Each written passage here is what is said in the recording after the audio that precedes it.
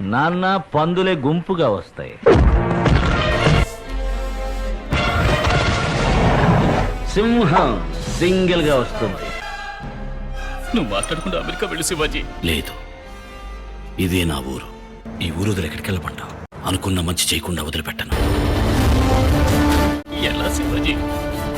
ఈ ₹1 చెప్తుంది.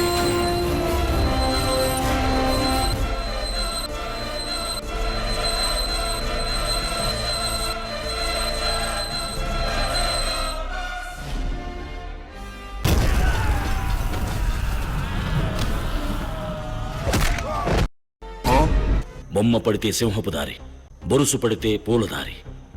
నా దారి దైవ నిర్ణయమో యాదృచ్ఛికమో ఇది నిర్ణయిస్తుంది.